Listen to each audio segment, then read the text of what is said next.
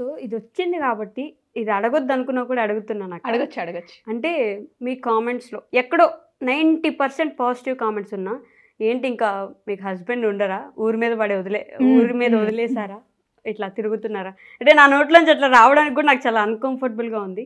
ఇలాంటి కామెంట్స్ చూసి ఎప్పుడైనా లిటిల్ బిట్ బాధపడ్డారా?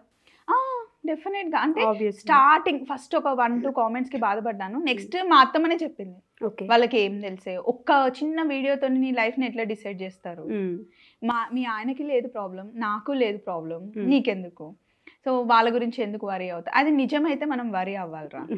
అండ్ ప్రతి ఒక్క డే షార్ట్లో మా ఆయన్ని చూపిస్తాను, మా పిల్లల్ని చూపిస్తాను, అత్తమ్మని చూపిస్తాను. అవును. ఇప్పుడు ఏదైనా వర్క్ వస్తే ఎవరు వదులుకుంటారు చెప్పు? ఆబ్వియస్ కదా, ఖచ్చితంగా వాళ్ళు మాత్రం వదులుకుంటారా? అండ్ ఈ ఏజ్ లోనే మనకు వర్క్ వచ్చింది చేసాం, కొంచెం ఏజ్ వచ్చిన తర్వాత మనం చేయలేం కూడా. స్టార్టింగ్ లో నేను డైలీ 10 ఎపిసోడ్స్ చేసేదాన్ని, ఇప్పుడు 5 ఎపిసోడ్స్కి నేను చేయలేకపోతున్నా. అంటే స్టేజ్ వచ్చిందని కాదు, సో అంత వర్క్ ఇప్పుడు చేయలేం. అంటే 20 years లో ఒకలా ఉంటుంది, 30 years లో ఒకలాగా ఉంటుంది. అండ్ ఇంటికి వెళ్ళి పిల్లల్ని చూసుకోవాలి, అది ఉంటుంది కదా. ఎవరైనా వర్క్ ఉన్నప్పుడు చేస్తారు, ఎవరి జాబ్ వాళ్ళు ఫ్రీగా చేయరు, వర్క్ వస్తుంది కాబట్టి చేసుకుంటారు. పైగా I should appreciate you for being, అంటే ఓకే నన్ను ఒక 10 మంది చూస్తారు, సో వాళ్ళని మిస్లీడ్ చేయొద్దు అనే విధంగా నేను మీ ప్రమోషన్స్ ప్రతి ఒక్క యూట్యూబ్ ఛానల్ని అందరు గమనిస్తారు ఖచ్చితంగా. మీ యూట్యూబ్ ఛానల్ని గమనించినంత వరకు అవసరమైంది ఏది ఎవరికి హాని కలిగించండి ఇలా వెతుక్కొని నీట్గా అనిపించేది మాత్రమే ప్రమోషన్ చేస్తారు. So you should be appreciated guys. ఎందుకు మరి అంత నెగిటివిటీ పెంచేసుకుంటున్నారు? చాలా బాగా అనిపిస్తుంది. అంటే బట్టలు ఏముంది, మీకు నచ్చితే కొనుక్కుంటారు, లేదంటే వదిలేస్తారు. మీరేం పాన్ పరాగ్ అమ్మట్లేదు, లేదంటే బెట్టింగ్ యాప్స్ చెప్పట్లేదు, ఇవేం చేయట్లేదు. Thank you so much Vaishu. ఎందుకంటే ఇది నేనే చెప్దాం అనుకున్నా, కానీ నా గురించి నేను చెప్పుకుంటే కనెక్టింగ్ ఉండదు. సో అర్థం చేసుకొని ఇంటర్వ్యూకి పిలిచామా, చేసామా, పంపించామా అన్నట్టు కాకుండా అసలు ఏం జరుగుతుంది ఛానల్లో అని అడుగుతున్నారు కదా, నాకు నిజంగా నచ్చింది. ఇప్పుడు నేను ప్రమోట్ చేసేది కూడా, నేను రోజుకొక డ్రెస్ వేసుకుంటాను, నాకు చాలా ఇష్టం. సో ఇష్టం ఉంటే డ్రెస్ కొనుక్కుంటా, లేకపోతే లేదు. అండ్ రియల్ ఎస్టేట్ గురించి అడుగుతున్నారు. సో ఒక సొంత ఇంటి కళ ప్రతి ఒక్కరికి ఉంటుంది. సో అది ఇప్పుడు నేను కూడా ఒక దగ్గర ఇల్లు కొనుక్కున్నాను, 5 years అయింది, ఇంకా ప్రాజెక్ట్ నా చేతికి రాలేదు. సో నాకు చాలా బాధగా ఉంటుంది. అట్లనే ఎవరైనా నా పేరు నమ్మి పెట్టినప్పుడు అది కరెక్ట్ గా ప్రాజెక్ట్ అవ్వకపోతే వాళ్ళకి ఎంత బాధ ఉంటుంది. అందుకే నేను రియల్ ఎస్టేట్ జోలికి వెళ్ళట్లే. చాలా మంది అడిగారు నన్ను, అండ్ చాలా బ్రాండింగ్స్ వస్తున్నాయి, అడుగుతున్నారు. కానీ ఏదైతే అవసరం అంటే చిన్న చిన్న అమౌంట్ పెట్టి వాడామా వదిలేసామా అనేవే నేను ప్రమోట్ చేస్తున్నా. అండ్ ఫుడ్ గురించి ఎంత చిన్న షాప్ వాళ్ళు పిలిచినా, ఎంత పెద్ద షాప్ వాళ్ళు పిలిచినా వెళ్తా, ఫుడ్ టేస్ట్ చేస్తా. నేను నీట్గా ఉందా లేదా అన్నదే చూస్తాను, కానీ అది పెద్దదా రెస్టారెంట్ అయితేనే వెళ్తాను, అట్లుండదు. ఎందుకంటే నాకు ఫుడ్ అంటే ఇష్టం. అక్కడ రోడ్ సైడ్ కొబ్బరి బండి వాళ్ళు కూడా ప్రమోషన్ పిలుస్తారా? పిలిచినా కూడా వెళ్తా. సోడా బండి వాళ్ళు పిలిచినా వెళ్తా, మిర్చి బజ్జీ వాళ్ళు పిలిచినా వెళ్తా. లేదు అక్కడికి వెళ్ళి వాళ్ళేం మీకు ప్రమోషన్ చేయమని ఉండరు, కానీ మీరు ఈ కొబ్బరి బండలో నీళ్ళు ఎక్కువ ఉన్నాయి, ఈ పానీపూరి బాగుంది ఇలా చెప్తుంటారు కదా. అవును, కొన్ని చెట్టువి కొబ్బరి బొండాలు బాగుంటాయి, అండ్ కొన్ని ఇంజెక్షన్స్ ఇచ్చినవి ఉంటాయి. లేకపోతే నార్మల్ న్యాచురల్ గా ఉండేది నాకు ఏది నచ్చితే అది నేను చెప్పేస్తాను. మీరు చెప్తారు కదా, డౌట్ వచ్చింది, వాళ్ళు కూడా ప్రమోషన్ చేయమని అడగరు. నాకు నచ్చితే ఇక్కడ నువ్వు ఉన్నావు కదా, నేను వీడియో తీసుకున్నా అని అడిగేసి చెప్తాను. ఎగ్జాక్ట్లీ అది నేను అంటే వీళ్ళకి తెలియజేద్దాం అనుకున్నా. ప్రతి ఒక్కటి ప్రమోషన్ అని అనుకోకండి, ఏదైతే మనస్ఫూర్తిగా మనసుకి నచ్చుతుందో అది మాత్రమే చేసేవాళ్ళు చాలా తక్కువ మంది ఉంటారు.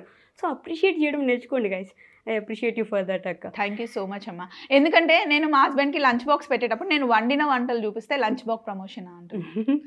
లంచ్ బాక్స్ కూడా నేను ఎందుకు ప్రమోట్ చేస్తాను? నేను 3500 పెట్టి కొనుక్కున్నా నిజంగా. అంటే కొద్ది రోజులకి ఇన్ఫ్లుయెన్సర్ ఏం చేసినా ఓకే అది ప్రమోషన్లే అనుకుని అట్లనే తోటకూర ఆకుకూరలు ఉండి తెచ్చుకొని మామూలుగా మాట్లాడుతున్న దాని గురించి చెప్పారా అంటారు.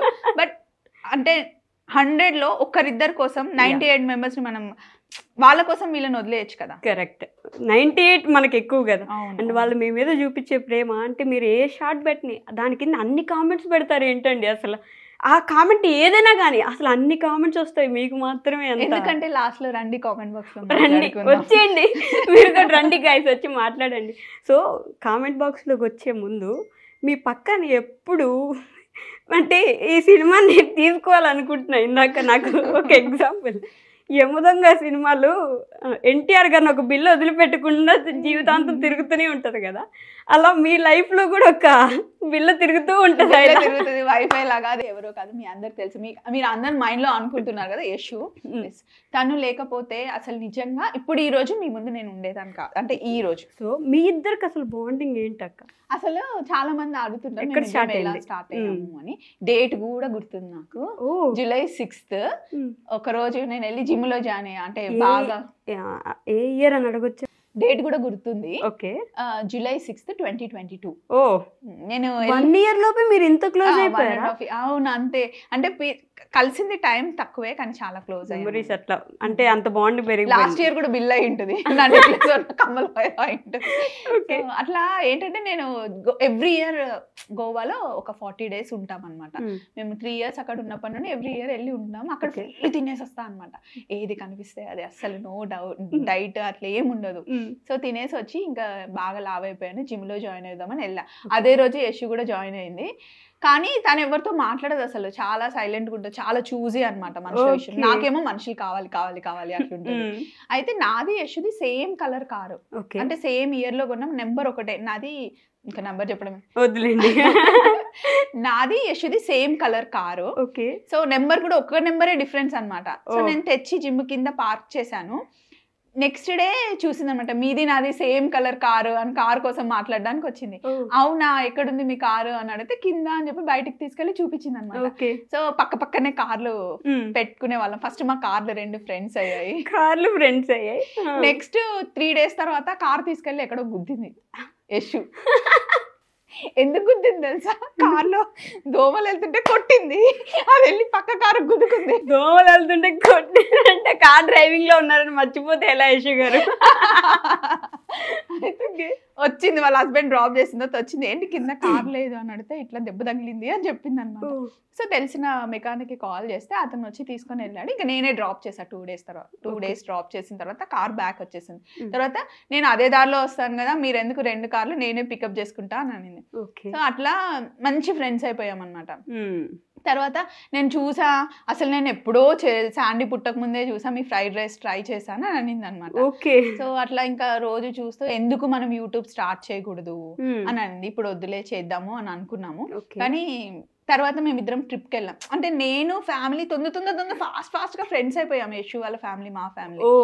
తర్వాత నేను చెప్తాను ఒక రోజు, నువ్వు స్టార్ట్ చేయని చెప్పాను అనమాట. సడన్ గా దసరా ఎపిసోడ్ చేస్తుంటే అమ్మవారిని పెట్టారు. నాకు అమ్మవారు అంటే చాలా ఇష్టం. నాకే ఎందుకో అనిపించింది ఈ రోజు స్టార్ట్ చేస్తే బాగుంటుందని. September 30th తను ఆ టైంలో జిమ్ లో ఉంది, నేను షూట్ లో ఉన్నా. యశు ఈ రోజు ఛానల్ స్టార్ట్ చేద్దాం చెయ్యి అంటే సరే అనింది. 10 minutes లో ఛానల్ ఓపెన్ చేసేసింది. నేను చిన్న క్లిప్ పంపించాను, అమ్మవారిది పెట్టేసింది. కానీ పెట్టాం, కానీ చిన్న చిన్న క్లిప్స్ అట్లా పెడుతూ ఉన్నాము. డిసెంబర్ లో మా ఫ్రెండ్ వాళ్ళ బ్రదర్ది పెళ్లి ఉంది రాజమండ్రిలో. యశు వాళ్ళు మేము కలిసి వెళ్ళాము. అప్పుడు కర్రపెండలం అని ఒక చిన్న షార్ట్ పెట్టాను. నాకు నిజంగా కర్రపెండలం ఎలా ఉంటే డైరెక్ట్ గా చూసి షార్ట్ పెట్టాము. ఇంకా అంతే, అప్పటి నుండి వ్యూస్ పెరుగుతూనే ఉన్నాయి. జస్ట్ 20 days లో 1 lakh అయిపోయారు సబ్స్క్రైబర్స్. ఇద్దరు కలిసి ఏ ముహూర్తాన్ని అనుకున్నారు? బాగా ఒక కర్రపెండలం నిజంగా ఆ కర్రపెండలం వీడియో ఫుల్ అసలు చాలా క్లిక్ అయింది అనమాట. ఇంకా అప్పటి నుండి కంటిన్యూగా వీడియోస్ పెడుతూనే ఉన్నాం.